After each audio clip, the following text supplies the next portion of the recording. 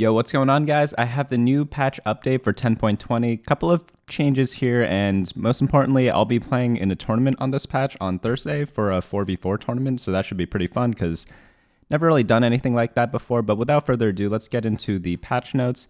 I know that not too much has changed in terms of the meta. There are some medium changes, but nothing too major. So starting with the system and UI changes, the combat recap, we now have the ability to see damage blocked, shields, and healing for our team. So that would be really nice so we can see the effect of all our support champions. Round timer, we now have 5 less seconds per turn because they always add 5 seconds at the start of each set. And since it's already the first patch already, we are removing that. And then for the champion shop changes, this one's probably the most important change of the patch. At level 8, we now have a 5% less chance to get 4-cost units. And instead, we're going to have a 5% increased chance to get 2-cost units all at level 8. So now when you go fast 8, it's going to be more difficult to get 4-cost champions. It'll also be more difficult to get 3-star tier 4 champions because of this change. So next up on the traits, also overall, I think this change is pretty good because there are way too many 3-star 4-cost champions, but I don't think this was the right way to fix it. I think the better way to do it was to lower the leveling cost for level 9 because right now there's not too much incentive to go level 9 unless you literally have everything upgraded. People are going for 3-star 4-cost champions, not because they are super good. Of course they are, but it's mainly because it's easier to get a power spike through that than to go level 9 and roll for legendaries. Just because it costs 80 gold to get to level 9. That's a lot of gold, guys. Onto the trait changes. So Cultist 3 is getting a well-deserved nerf because this was super strong in the early game. And if you get Cultist chosen and then you get another Cultist, you just win the entirety of stage 2. Dusk team spell power is being adjusted to 50 to 40 at level 6 or 6 Dusk. And for the individual units, it's being adjusted from 75 to 70. I don't think 6 Dusk was that strong of a composition. It was one of the strongest, but in the late game, it kind of falls off to other comps, unless you, of course, hit Riven 3. But I guess these buffs are just to take a little punch out of their mid to late game. Keepers, so Keeper Shield, they should be getting buffed, right? So at 6 Keeper, you now get a 400 shield instead of the 325. I don't think this is going to make Keepers that great at 6 Keeper, just because if you, shields in general, they're really good early game, because after a couple of seconds, the shield wears off for the Keeper buff. And there's just only so much you can shield in order to really maximize a trait. So I think other traits are just better than Keeper. Maybe I wonder what number would be high enough to justify running 6 Keeper, but I can't really guess that right now. So Mage spell power is being increased at 3 Mage, and yeah, that's pretty much it, just by 10%. That should give them a little more power. Keep in mind this is more of a 20 spell power buff instead of a 10 spell power buff because Mage is cast twice, so you're getting double the effect of this buff. So just something to keep in mind. It is pretty big. Spirit attack speed. So this one is being nerfed from 90% of the Spirit mana cost to 80% at 4 Spirit. Well-deserved nerf. I don't think it's going to be that big of a nerf, but it's still nice to touch Spirit a tiny bit because those Spirit comps were a little dangerous in my opinion. So Fortune's being changed. You're going to get a lot more gold from Fortune. Let's see how they did it. So they increased the approximate gold level for Fortune 3 at all levels and also removed the all gold drop at higher levels of losses. And Spatulas can now drop from 5+ losses. So now we get 1 more gold at 0 losses, 2 more gold at 1, 3, 4, 5.5. If I do the math wrong, my apologies, guys. But yeah, pretty much you get a lot more gold. At level 9, you go from 55 gold on average to 70 gold in terms of value. And then they're also increasing the Fortune 6 loot table where the average gold is being increased by 1. Or average value of the drop, but they're removing the all gold drop, and then they added a spatula and then a very rare jackpot. So let me know down in the comments what you think this jackpot might be. Maybe it's a ton of Force of Natures or something like that. I have no idea, but if you guys hit this in the next patch, let me know. But also give me your guesses in the comments down below of what you think this jackpot is. It does say lots and lots of items, but it doesn't say which ones. Next on to the champions. So at tier 1, Diana orbs are being changed a little bit. She gets 1 more orb at level 1 and level 2. I don't know why they do this because I feel like Moonlight comps are super strong, and the healthier they are before they hit their power spike, the more dangerous they become. I've both played and watched games where you hit Aphelios 4-star and you literally win every game, and you win the entire game because they could be at 1 health and they just win every fight because the comp is that strong. So imagine if they're at like, instead of 20 health, let's say, imagine if that comp is at 30 health or 35 health because they have a stronger early game now, because I see a bunch of other buffs down here for Moonlight. They're going to be winning even more games if that's the case. Lissandra, 1,000 daggers damage is being increased at early levels, at level 1 and level 2, and the secondary damage is also being increased, so it's the same buff as the Diana buff. Moonlights are just stronger in the early game. I don't know why.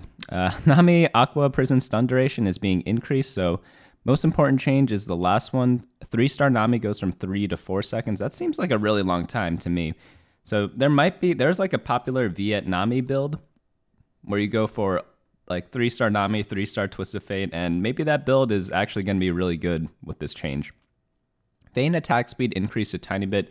Vayne was just a synergy bot, so very understandable buff there. Annie's burst shield damage is being buffed, and her shield is being buffed as well. Holy cow. Annie always provided like huge game-changing ultimates, so Annie's already been strong, but they're just buffing her to make mages stronger. I would have liked to see them, instead of buffing Annie, buff the other mages instead, but they decided to go this way, so let's see how that works out. Aphelios turret duration is being Aphelios turret duration is being increased by 1 second at level 1 and level 2. So again, like, instead of the Aphelios player being at 20 life after they hit Aphelios 4, they might be at like 30 or 35 life because of these changes. So it seems a little dangerous to me. I know that they nerf Spirit slightly, but like, because Aphelios is very popular with Spirit, but I don't know. It seems like these early game changes may more than justify or counteract that nerf. Hecarim's Spirit of Life healing is now being increased at later levels. That's going to be cool. I'm excited to see some Hecarim carry. I don't think this brings him into action, but it's a start, you know? Jax has his attack speed increased from 0.65 to 0.75, and his mana is being changed from 50 out of 125 to 50 to 100. This is a big change for him. That's pretty good buff for both his first cast and his second cast. The thing is, whenever I play Jax, he just dies really early, so I don't know if this is actually enough to bring him into mainstream. So Jinx's spell is now an actual spell instead of an auto attack override. So before it was like a on-hit ability or something like that, and now it's not going to be more of like an auto attack replacer, so it's not going to be scaled with attack speed from what I'm reading. So that is a slight nerf to her. Zhao total mana being decreased from 50 to 30. Wow, that's a pretty big change. And now Zhao's spell now properly flows through the basic attack system. He no longer heals from Hextech Gunblade, but instead benefits from Bloodthirster. Additionally, his spell cast will count as a single attack for Statikk, Shiv, and Rageblade. Interesting changes there. So he's going to get his ult off a lot faster, so he's going to be very tanky because he reduces a lot of damage when his ultimate is active. Yumi's healing is now being increased at level 3, 60% to 75%, and her attack speed also being increased 50% to 60%. I wonder why they do this. Yumi, I thought, was in a pretty good spot already. Vegard turrets now target lowest current health instead of lowest percent health. This is a very good change for Veigar. Now he's going to get more stacks, and he might actually target one of your main carries early in the game, so that could be dangerous. So you might want to build some lifesteal on your, like, let's say you're running brawlers. Like, your Ashe is going to get targeted first by Veigar, so maybe you want, like, a Bloodthirster on her if you're facing a lot of Veigars. Veigar's Dark Blossom damage is also being increased at, decreased at later levels, and he now gains less spell power on kill when he's 3-starred. All right, yeah, pretty good changes there. I think this is just to keep him in check, because this is a pretty big buff over here. Tier 4, like, overall Veigar is going to be better, right? Because who cares what damage he does at level 3, because he's already hopefully going to be killing everything at that point in the game. Tier 4, Riven Sweeping Strikes shield is now being decreased at level 3, and her damage is also being decreased at level 3. You're still going to win every game if you get Riven 3. Well, not every game, but like a lot of games, you know? And I actually played a game of Riven 3 that I posted on my YouTube, so I'll leave a link there on the top right. And her wave damage is also being decreased at level 3. So everything about her level 3 is being reduced slightly, but she's still going to be super strong because if you get like a million shield, if you nerf that million shield to like 500,000 shield, it's the same shield, right? Obviously, I'm exaggerating the numbers here, but it's a lot, so it's like a little less than a huge number is still a huge number.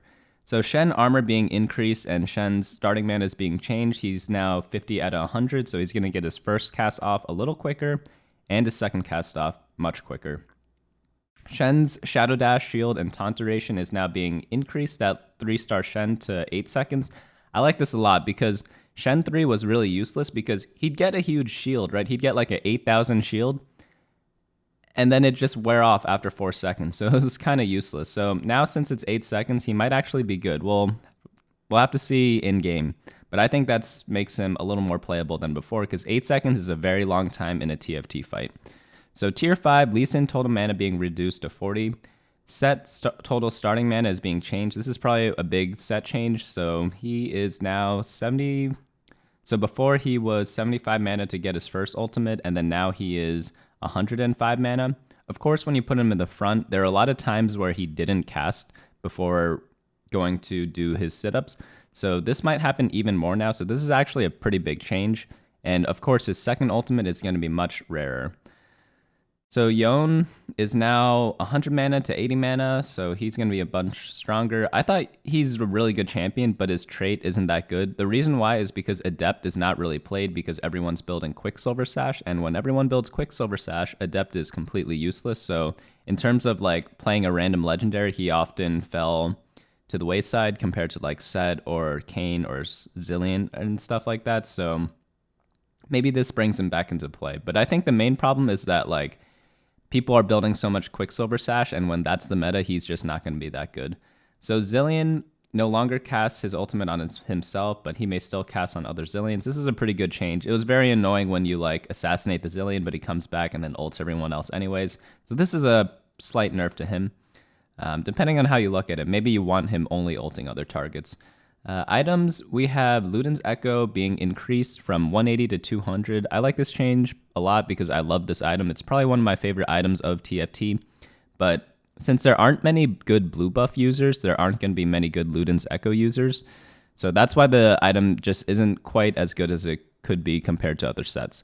Statikk Shiv also being buffed, and the bonus damage is being buffed, and then Sunfire Cape is being nerfed. Instead of applying the burn every 1 second, it's now every 2 seconds. I still think this is going to be a good item, but it's going to be less effective because the reason why it's still going to be good is because you only really apply it on 3 people anyways. If you put it on your tank, he just applies it to the other 3 tanks that are on the enemy team.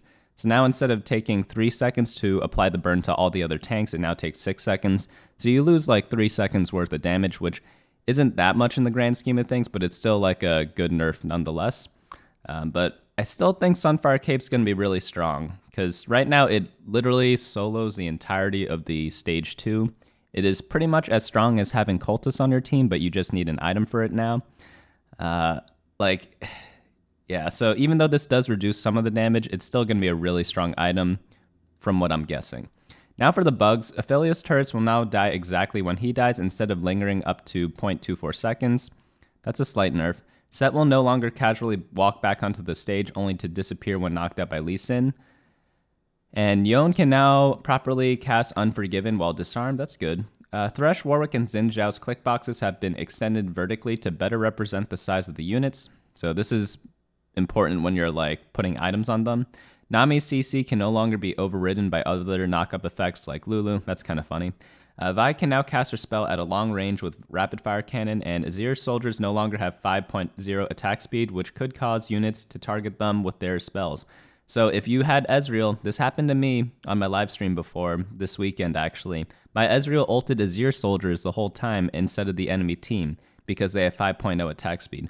Don't ask me why they're programmed to have 5.0 attack speed originally, but yeah, that was trolling me. Let me know if that happened to you guys before. And lastly, Lee Sin will no longer knock out units who are immune to CC. So overall, pretty good changes. I like how they didn't do a super major patch, and they kept it small to allow people to keep discovering things about the meta.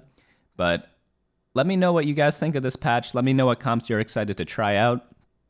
And if you guys are new, go ahead, subscribe to the channel. I heard if you don't, you're not going to get any forecasts when you roll down at level 7. So that's just what I heard. But you guys can take the risk by not doing it. Also, be sure to like the video if you guys enjoyed this, or dislike it as if you didn't. But if you do dislike the video, do let me know why in the comments down below. And yeah, that's pretty much it. I will see you guys next time. Hey guys, thanks so much for watching. Don't forget to share and subscribe. And of course, smash that like button. Each like is an LP I gain before the next video.